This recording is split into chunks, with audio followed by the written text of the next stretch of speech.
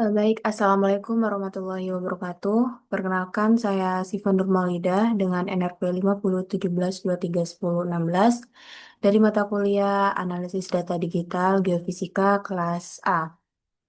Di sini saya akan mempresentasikan terkait filtering dan simulasi nantinya dari tugas ketiga. Jadi outline untuk presentasi hari ini ada introduction terkait sinyal dan noise. Terus kedua ada type of filter. Ketiga itu evaluasi kuantitatif, simulasi, result, dan yang keenam itu analisis. Yang pertama ada terkait introduction. Jadi hmm, bisa kita lihat di data geofisika umumnya itu eh, yang sebenarnya kita cari itu berupa sinyal yang berwarna merah ini. Tapi tentunya di dalam saat pengukuran data yang terekam itu biasanya mengandung noise yang sifatnya itu acak yang berwarna biru ini. Jadi kita harus melakukan apa ya, melakukan filtering untuk memisahkan sinyal yang mengandung informasi dengan noise yang seharusnya eh, tidak digunakan. Jadi sinyal itu apa sih? Sinyal itu adalah informasi utama yang ingin kita analisis. Di mana karakteristik umumnya itu sinyal itu terjadi pada rentang waktu tertentu, memiliki bentuk yang berulang atau berpola dan sifatnya itu sistematis.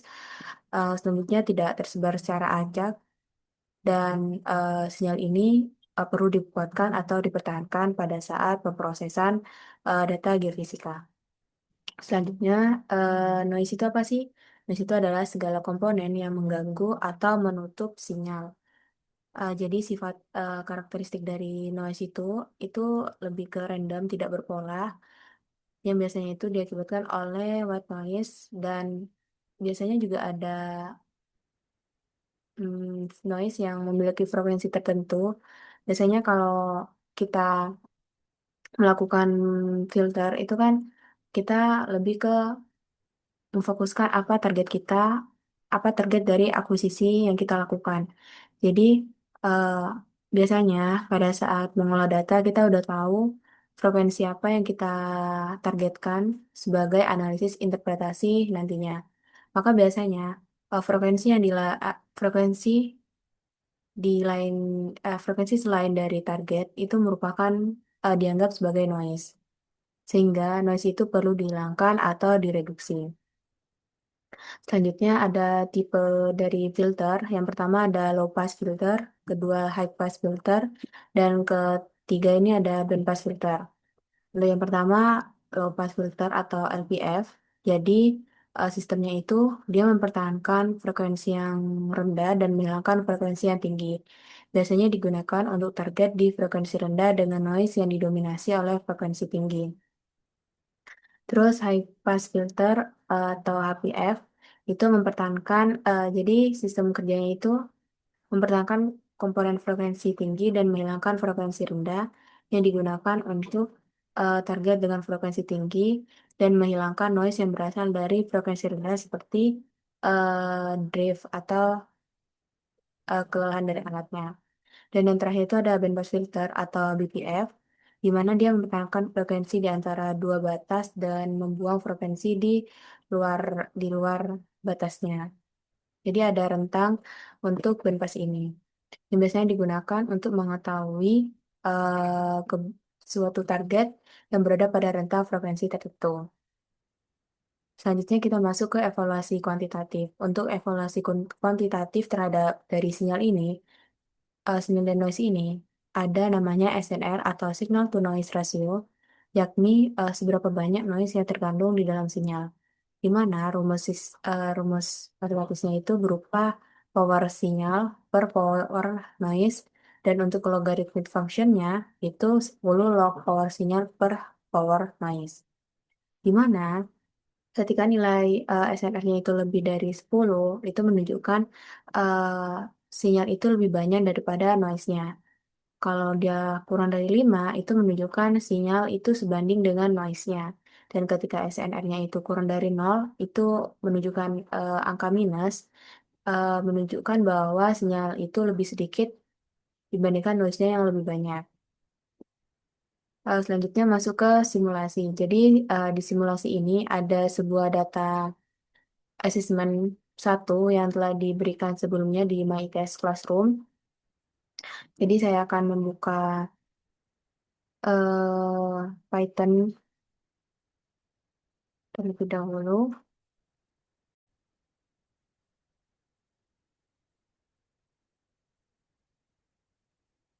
Baik, saya lanjutkan. Tadi itu ternyata kepotong videonya untuk yang operasi di Python. Jadi di sini saya menggunakan NumPy, Pandas, dan Matplotlib, di mana untuk tiga ini yang biasanya bakal digunakan untuk melakukan kalkulasi dan visualisasi eh, sebuah grafik. Terus di sini juga saya menggunakan script SciPy Signal, import butter, dan fill untuk melakukan filter. Dan FinPix itu untuk mengetahui frekuensi dominan dari domain frekuensi nanti. Terus di sini juga import FFT untuk melakukan FFT nantinya. Yang pertama pastinya ini ada membaca pembacaan data terlebih dahulu berupa asesmen satu yang telah diberikan sebelumnya. Terus di sini saya menggunakan frekuensi sampling 100 di mana setelah saya melakukan sebuah apa ya melakukan FFT ternyata untuk frekuensi sampling nih untuk frekuensi dominan di data ini ternyata di sinyal itu memiliki frekuensi maksimal di 315,5. Jadi kalau kita mengikuti syarat Nyquist theorems, frekuensi sampling itu kan harus lebih besar sama dengan dari frekuensi maksimum. Jadi kalau 3 dikali 15,5 itu sekitaran 360-an. Jadi 1000 ini eh, sekitar 660-an. Jadi untuk frekuensi sampling 1000 ini menurut saya sudah cukup baik. Di sini ada T untuk pembacaan waktu dari nol. Terus pastinya ini untuk mengupload sinyal aslinya berupa domain waktu. Selanjutnya melakukan filtering, selanjutnya melakukan FFT untuk mengubah domain waktu ke domain frekuensi. Jadi di sini ada script untuk melakukan FFT, di mana di sini saya menggunakan positif frekuensi, di mana kan kalau FFT itu kan ada positif negatif ya. Jadi untuk lebih mempermudah interpretasi, di sini saya hanya menggunakan satu di bagian frekuensi positif saja. Terus di sini ada deteksi puncak spektrum secara otomatis, di mana saya menggunakan 10%, jadi 10, di mana frekuensi yang lebih dari 10 itu saya masukkan sebagai frekuensi yang dominan. Selanjutnya saya juga membuat ini untuk ngeplot si FFT tersebut dengan puncak dominannya, beserta dengan nilai dari setiap puncak dominannya itu. Selanjutnya, ini ada desain filter di mana di sini ada button, button yakni melakukan filter cut off dari keempat, terus dari langkah 4 ini lanjut ke ini di sini untuk fokus targetnya itu di frekuensi 80 Hz. Kenapa saya menggunakan 80 Hz? Itu setelah saya visualkan dari FFT itu ternyata si 80 Hz itu frekuensi dominan di 80 Hz itu ternyata letaknya lebih agak jauh dibandingkan dengan ketiga frekuensi lainnya yang mereka itu dekat mereka itu lebih berdekatan. Jadi saya menganggap bahwa bukan menganggap jadi saya memilih frekuensi 80 Hz sebagai target saya. Jadi di sini ada low pass, high pass, dan band pass. Untuk low passnya itu ada 90, untuk high pass cut off-nya 70, dan band pass itu 70 sampai 90. Sebelumnya itu saya sudah melakukan variasi terhadap cut off ini untuk low pass, high pass, band pass dari berbagai banyak variasi eh, hingga akhirnya saya menemukan titik terbaik atau nilai terbaik untuk mendapatkan sinyal asli, sinyal untuk di interpretasi itu di cut off 70 dan 90 sesuai dengan target saya yakni frekuensi 80 Hz. Selanjutnya, di sini saya melakukan perhitungan SNR atau sinyal noise to ratio untuk mengetahui eh, seberapa banyak sinyal terhadap noise-nya. Terus setelah saya visualkan terhadap bandpass itu, ternyata eh, bukan dari bandpass, dari ketiga filter itu, ternyata di bandpass itu lebih terlihat polanya dibandingkan ketiga filter lainnya. Jadi di sini saya menggunakan sinyal targetnya itu berupa bandpass. Sehingga eh di sini ada perhitungan, eh bukan, ini ada noise estimasi masing-masing filter. Ini masih perhitungan SNR. Ini menampilkan hasil dari SNR nantinya. Dan setelah itu di sini ada plot hasil filteringnya, yakni band pass, high pass, dan low pass. Di setiap window 90, 70, 70 sampai 90.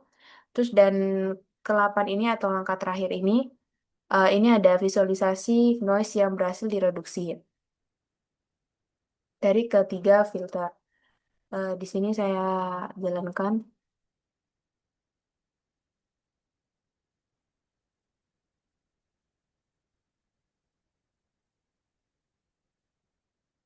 Oke, sudah. Mm-mm. Ini merupakan sinyal yang udah kita visualkan terhadap domain waktu. Terlihat bahwa kita sebagai geofisikawan, kita tidak bisa menginterpretasikan si sinyal ini bagaimana. Soalnya dilihat bahwa sinyal ini tidak memiliki tren dan banyak spek-spek yang terlihat dari si sinyal ini.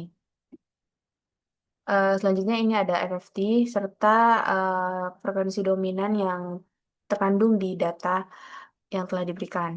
Ada 4 frekuensi dominan yakni 80 Hz, 187,5 Hz, 250 dan 312,5 Hz. Jadi seperti yang saya state sebelumnya bahwa saya memilih 80 Hz karena saya anggap 80 Hz ini merupakan target yang saya ingin tahu dibandingkan dengan tiga frekuensi yang berdekatan ini. Ini ada SNR yang berhasil, yang udah dikalkulasiin. Ini ada hasil filtering untuk low pass, di mana terlihat bahwa ini memiliki pola, dia lebih smooth, di mana tidak ada spek-speknya, tapi terlihat tidak ada pola yang menunjukkan eh, yang bisa diinterpretasi bagi seorang geofisikawan.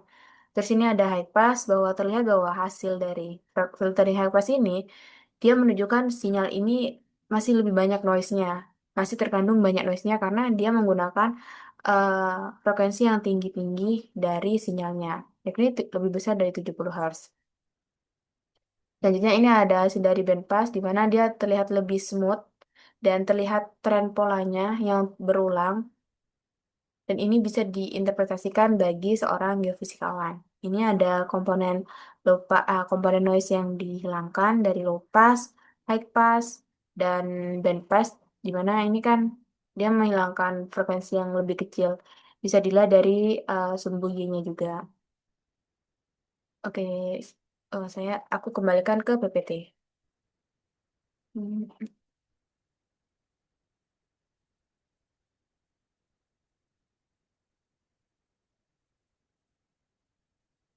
Jadi seperti yang dijelasin tadi, ini ada filtering eh, hasil dari raw data dan FFT, di mana SNR-nya itu minus 6,13. Ini untuk filtering dengan target 80 Hz. Ini untuk result estimasi remove noise dengan SNR untuk low pass minus 6,12, high pass 7,70, dan band pass 6,13. Sekarang masuk ke bagian analisis. Yang pertama ini terkait analisis visualisasi hasil sinyal dari domain waktu. Jadi dari ketiga filter yaitu low pass, high pass, dan band pass, dalam analisis ini yang pertama terkait karakteristik visualnya. Jadi di low pass itu setelah saya simpulkan dan dibuat garis besarnya itu divisualkan dalam tabel ini, yakni di low pass sinyalnya itu tampak lebih halus dengan komponen frekuensi yang terendah. Dengan catatan bahwa frekuensi tingginya itu udah dibersihkan, tapi sinyal itu bisa kehilangan, sinyal hasilnya itu bisa kehilangan detail sinyal yang lainnya, yakni target yang kita inginkan. Atau dia masih memasukkan si noise-nya. Terus di high pass dia cenderung tajam dan cepat berubah yang menunjukkan bahwa sinyal hasil filternya itu dia mempunyai spek-spek yang tinggi, di mana dia menghapus frekuensi rendah, tetapi sinyal setelah difilter itu dia emang menghapus frekuensi yang rendah, tetapi hasil filternya itu malah menunjukkan noise, yakni spek-spek yang tadi.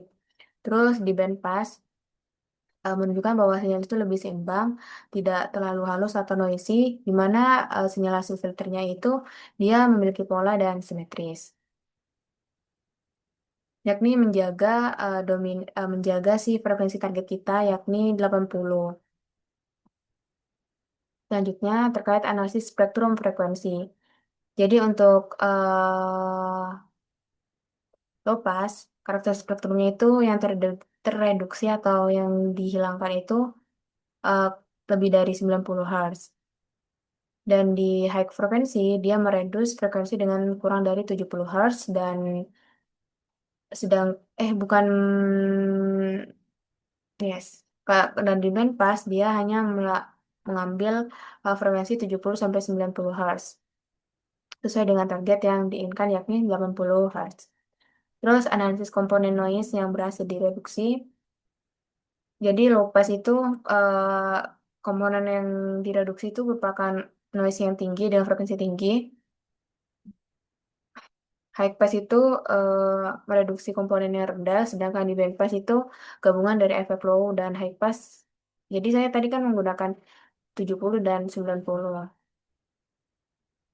Terus di sini ada 4 analisis. Yang pertama terkait identifikasi sinyal target dan noise. Jadi sinyal target yang saya fokuskan ini 80 Hz, di sekitar 80 Hz, dengan noise-nya itu di luar 70 sampai 90 Hz.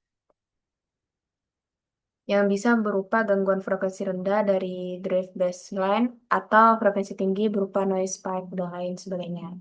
Terus alasan saya itu seperti yang saya jelasin sebelumnya, di mana selain 80 merupakan frekuensi dominan yang muncul di sinyal, dia juga terletak lebih jauh dari ketiga frekuensi dominan lainnya. Terus ini ada analisis terkait SNR dan performa filter. Di sini SNR sebelum filter itu minus 6,13, SNR low pass minus 6,12, SNR high pass 7,7, SNR band pass minus 6,13. Mungkin udah terlihat cukup jelas bahwa SNR band pass itu sama dengan SNR sebelum difilter. Untuk penjelasannya, pada low pass, ini menunjukkan hasil filter sinyal yang terbuang itu lebih banyak karena di low pass itu kan minus ya. Jadi sinyal yang terbuang lebih dari 90 itu lebih banyak jadi sinyal dengan frekuensi lebih dari 90 itu dianggap sebagai noise, sedangkan sinyal datanya pada frekuensi kurang dari 90. Sedangkan di high pass dia positif positif sendiri dan nilainya cukup tinggi 7,7. Itu menunjukkan sinyal yang terbuang lebih sedikit di kurang dari 70 Hz sebagai noise dan sinyal datanya itu lebih dari 70 Hz. Dan untuk bandpass ini cukup sama dengan nilai bukan cukup. Eh, untuk SNR bandpass itu sama dengan SNR sebelum filtering yaitu minus 6,13. Hal ini menunjukkan sinyal yang terbuang lebih banyak. Emang lebih banyak dari kalau tanda minus ini kan menunjukkan sinyal noise-nya itu lebih banyak yang terbuang dibandingkan dengan sinyal datanya, yakni di rentang 70 sampai 90 Hz saja. Tetapi dari visual yang telah dibuat tadi, hal ini menunjukkan bandpass ini lebih representatif terhadap sinyal yang terekam. Selanjutnya terkait analisis rekomendasi filter terbaik. Di sini saya merekomendasikan terkait bandpass yakni 70,90 Hz di mana ini sesuai dengan target yang saya inginkan, yakni target 80 Hz. Selain itu juga dari bandpass ini terlihat polanya dengan membuang noise di luar rentang frekuensinya. Selain itu, visual sinyal juga lebih representatif dibandingkan dengan yang high pass yang sinyalnya itu lebih kasar dan low pass yang terlalu halus namun tidak berpola. Terus filter lainnya yang kurang efektif itu low pass, di mana low pass saja itu tidak cukup untuk memvisualkan data sinyal aslinya, di mana dia masih memasukkan noise drift contohnya. Terus di high pass saja itu cukup kurang efektif karena dia memasukkan frekuensi tinggi sebagai data yang bisa jadi itu merupakan apa noise dari lingkungan. Terus untuk desain filter di bandpass itu 70 sampai 90, jadi eh, dia menghilangkan frekuensi di luar dari rentang 70 sampai 90. Terus di high pass yakni di 70, jadi dia menghilangkan frekuensi rendah kurang dari 70. Jika terlihat enggak di low pass itu, sedangkan di low pass dia menghilangkan noise yang lebih tinggi yakni lebih dari 90. Eh, Mungkin sekian untuk presentasi dari terkait tugas ketiga saya. Untuk kesimpulannya itu, setelah saya melakukan filtering ini dengan data yang telah dikasih, saya dapat pencob melakukan berbagai variasi terhadap parameter parameter dari script ini, mulai dari penggunaan frekuensi sampling sampai ke cutoff yang untuk melakukan filter. Pas- Didapatkan bahwa bandpass itu ternyata lebih efektif dan representatif untuk menunjukkan pola dari sinyal yang ada.